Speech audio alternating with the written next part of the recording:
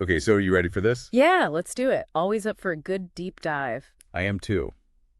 I think this one's going to be particularly fascinating. We're tackling the big one today. God. Yes. The ultimate question. Exactly. And we're going to try to understand it a little bit better, at least how it's presented in these religious texts you sent over.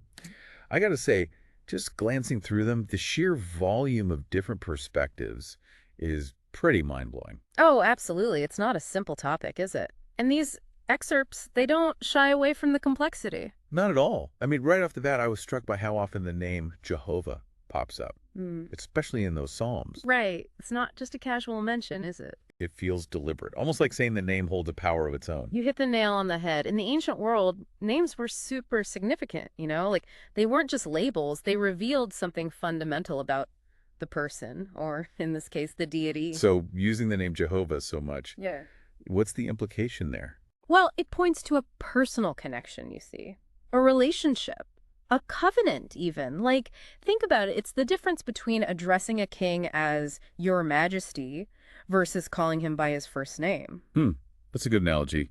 One feels a lot more, well, personal than the other. Exactly. It creates a sense of intimacy, obligation, even, that wouldn't be there otherwise. So, are these texts suggesting a two-way street then?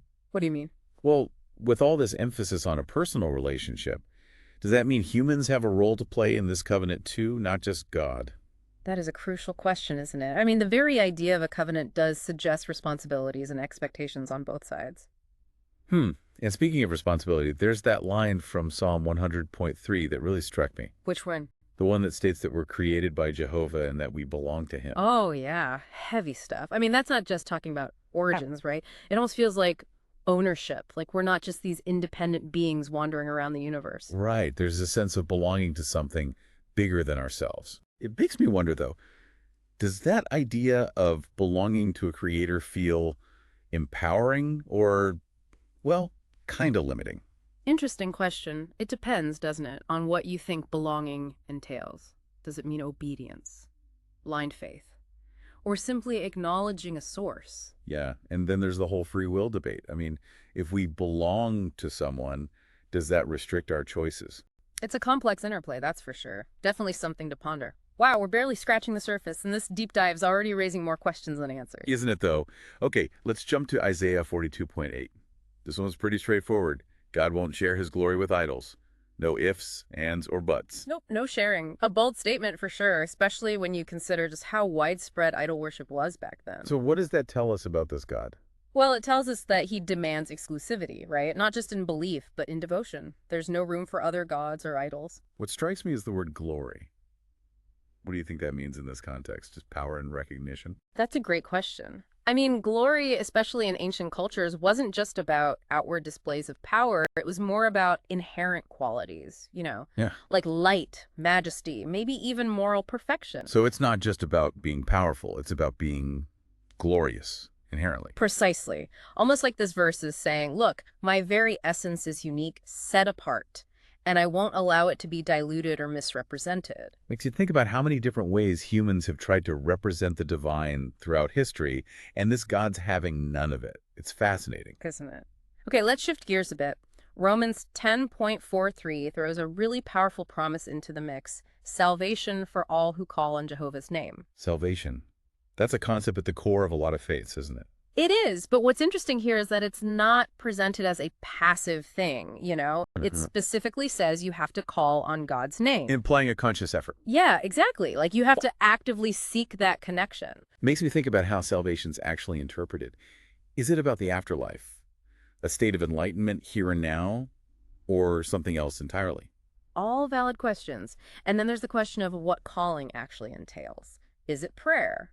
Just believing? Taking action? These are things theologians have been debating for centuries. And they all tie back to that covenant idea we were talking about before, don't they? Oh, absolutely. A relationship with responsibilities, sure, but also benefits, both earthly and maybe beyond. Okay, ready for another one? Hebrews 3.4 uses a totally different approach, comparing God to, wait for it, the ultimate architect, the builder of everything. I like that analogy. It shifts our perspective, doesn't it? It's not just about God as a creator, but as a designer, someone with a plan.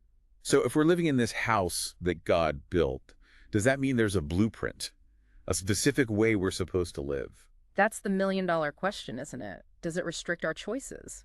Or, on the flip side, does it provide a framework for meaning and purpose? Man, analogies are great at raising even more questions. They are, and that's part of the beauty. They make us think, dig deeper. Okay, ready for one last text. Hit me with it. Isaiah 40.26. It paints this incredible picture. God knows each star by name, individually. Wow, okay. Talk about mind-blowing. Yeah. On the one hand, you have the vastness of the universe, right?